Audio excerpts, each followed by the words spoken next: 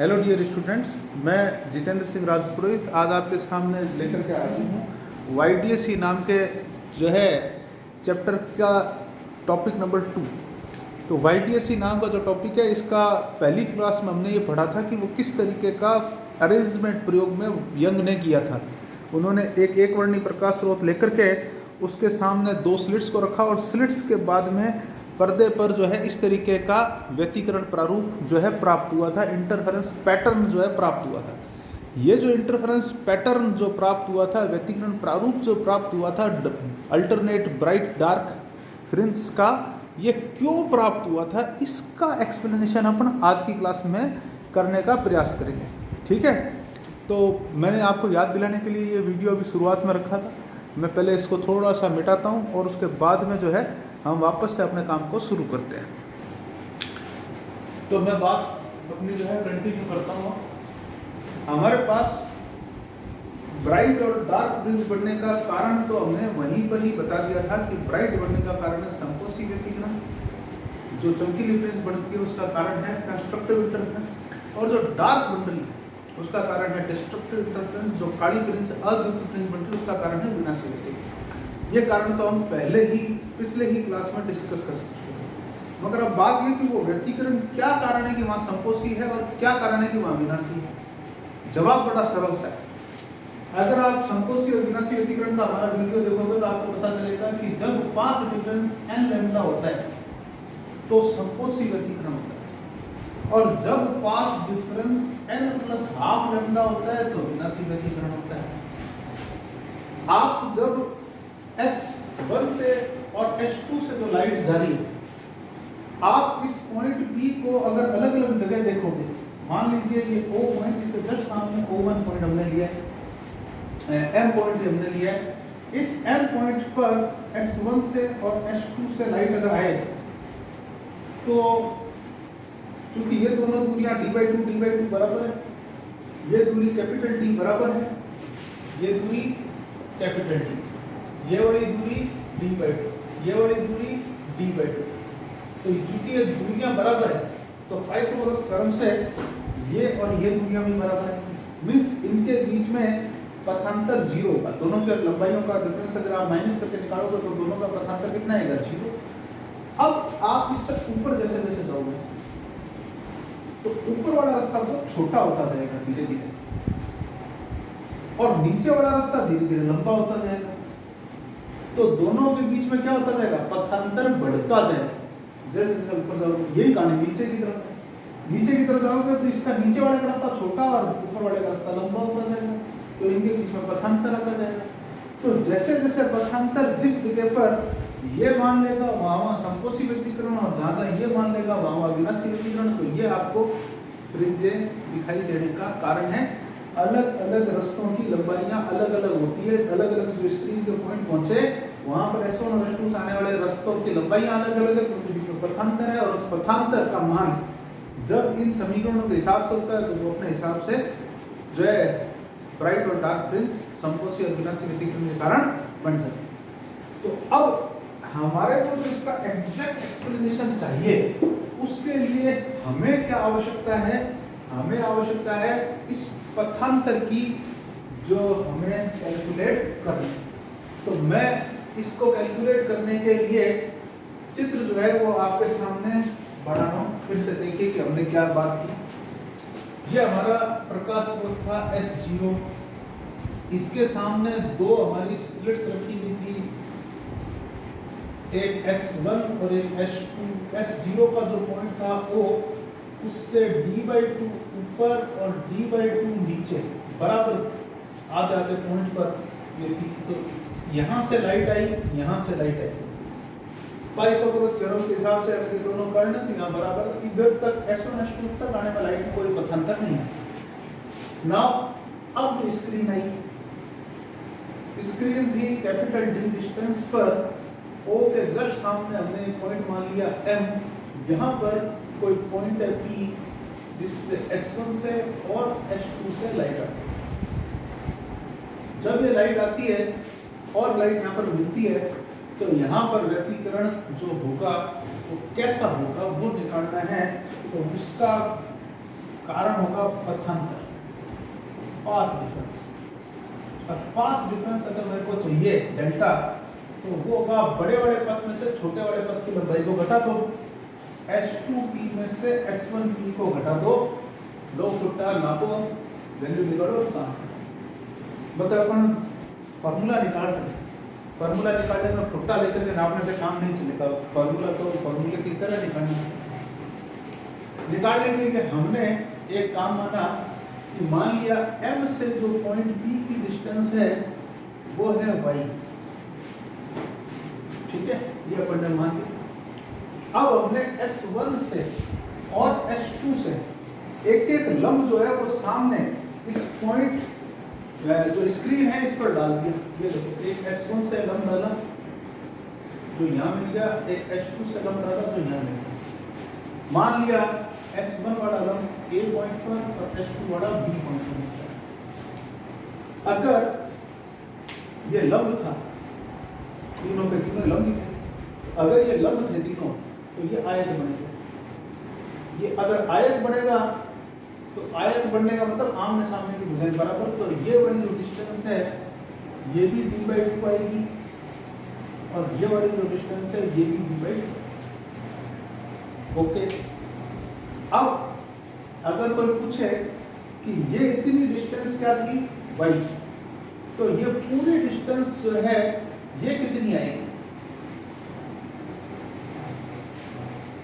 तो y तो ऊपर है, नीचे कितनी है d/2, तो ये डिस्टेंस आएगी y प्लस d/2। कोई पूछे ये इतनी डिस्टेंस कितनी है E से A तक की बस कितनी, तो ये y तो पूरी है, इसमें से d/2 कम हो जाएगा, तो ये आएगी y माइनस d/2।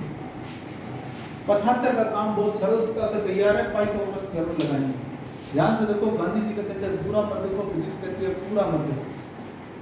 H2P को देखो, H2P पहला यही अपना H2P कर्ण है, हाइपोटेन्यूस है, इसके लिए बेस का स्क्वायर प्लस परपेंडिकुलर का स्क्वायर, आधार का स्क्वायर प्लस लंब का स्क्वायर, मीन्स H2B का स्क्वायर प्लस BP का स्क्वायर और पूरी टर्म का रूट को आधी घात पर लिख देते हैं। नेक्स्ट S1P, ये भी कर्ण है, तो हाइपोटेन्यूस होने के कारण ये बेस, आधार और वो लंब परपेंडिकुलर, तो ये बन गया S1A का होल स्क्वायर प्लस AP का होल स्क्वायर और होल टर्म अंतर रूट पर आधी घात है। चित्र से वैल्यू देखो, H2 से B तो D डिस्टेंस के बराबर है, ये बन गया D स्क्वायर, B से P तक है y प्लस d/2, तो y प्लस d/2 का होल स्क्वायर की whole power half minus S1A, ये भी D के बराबर ही है, कैपिटल D, और AP, A से P, ये भी अपन ने सामने निकाला हुआ है y माइनस d/2।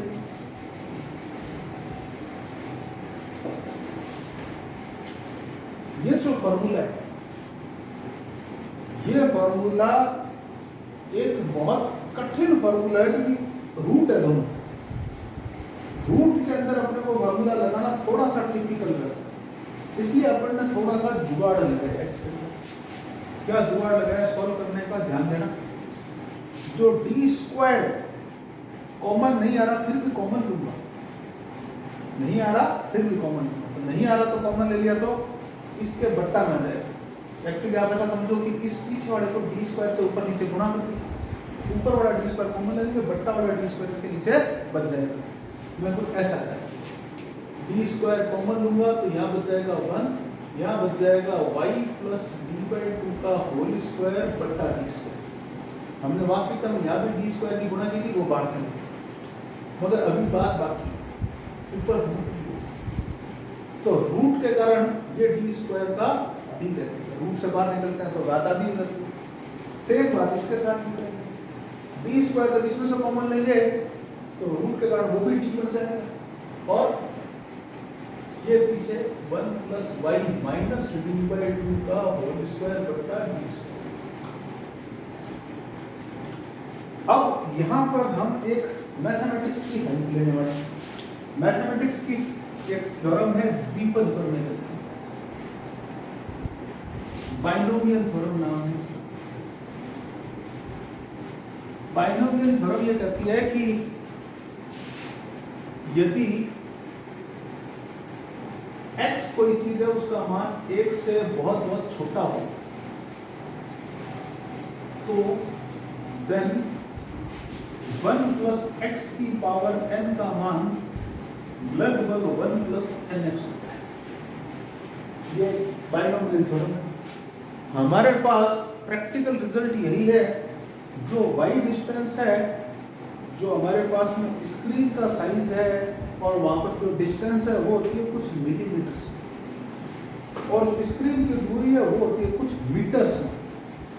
तो ये काफ़ी बड़ी दूरी, ये छोटी दूरी, तो ये जो x यहाँ पर 1 प्लस एक्स, ये x है और इसका मान 1 से बहुत छोटा होता है। तो ये फॉर्मूले में जब nx मतलब घात इसके गुणा में आ जाएगी, तो घात जब इसके गुणा में आ जाएगी तो ये बढ़ जाएगा ब्रैकेट पथांतर का फॉर्मूला चल रहा है डी 1 प्लस हाफ और आगे कूद जाने पर y प्लस डी बाई 2 का whole square upon D square. ऐसा कैसा इस फॉर्मूले में भी लग जाएगा, तो 1 plus half y minus D by 2 का whole square upon D square. दोनों ही जो मान है हमारे, इनमें से d जो है वो कॉमन है, तो d को कॉमन लेता हूं। d को कॉमन लूंगा तो ये बच जाएगा 1 plus half y plus D by 2 का whole square upon D square.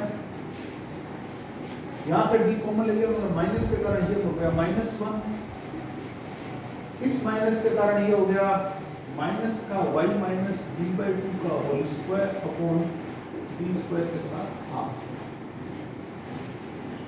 +1 और -1 कट जाएंगे, हाफ और डी स्क्वायर दोनों में कॉमन ले।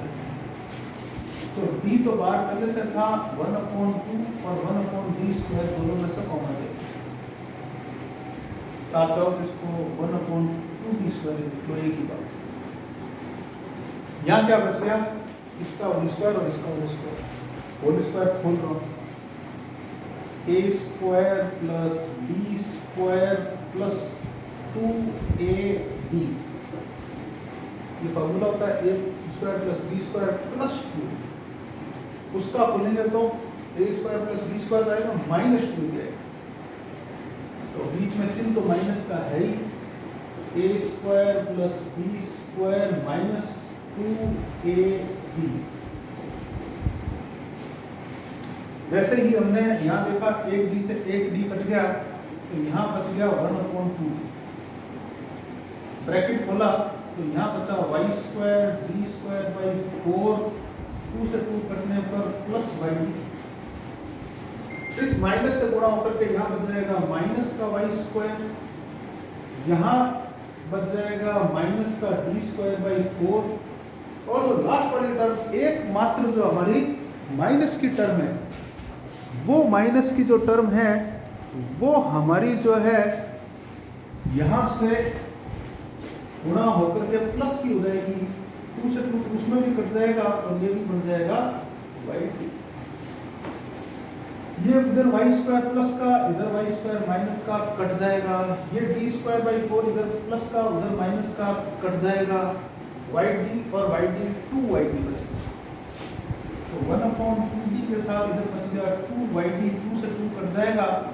पथांतर का फॉर्मूला हम निकाल रहे थे, यह आएगा yd/d। ठीक है, इक्वेशन नंबर फर्स्ट, पहली इक्वेशन अपन इसी का नाम दिया है। ध्यान देना, आप लोग फॉर्मूला तो नोट करेंगे ही, उससे पहले मैं थ्योरी भी बोल दूंगा, मगर एक महत्वपूर्ण बात यहाँ पर विशेष अलर्ट। फॉर्मूला है yd/d।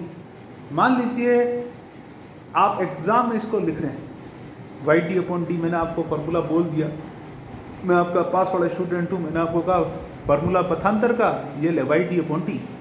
जब आप लिखने के लिए बैठोगे तब आपको पता चलेगा भाई वाई डी अपॉन डी तो डी से डी तो कट जाना चाहिए, या कैपिटल डी ऊपर है कि स्मॉल डी नीचे है कि क्या है, क्योंकि YDSC के जितने फार्मूले हैं उसमें मात्र ये एक ही फार्मूला ऐसा है ये वाला जिसमें स्मॉल डी ऊपर है और कैपिटल डी नीचे है। बाकी सारे फार्मूलों में कैपिटल डी ऊपर और स्मॉल डी नीचे आएगा, बाकी सारे फार्मूलों में। क्यों आएगा वो आपको अगली क्लास में अपन बताएंगे।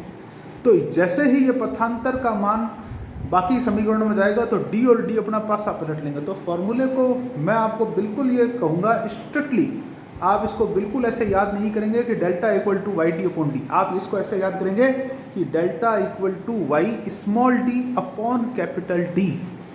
ठीक है, आपने अगर इसको ऐसे याद नहीं किया तो आप जो है मान के चलिए कि आप रियलिटी में एक समस्या के अंदर जाने वाले।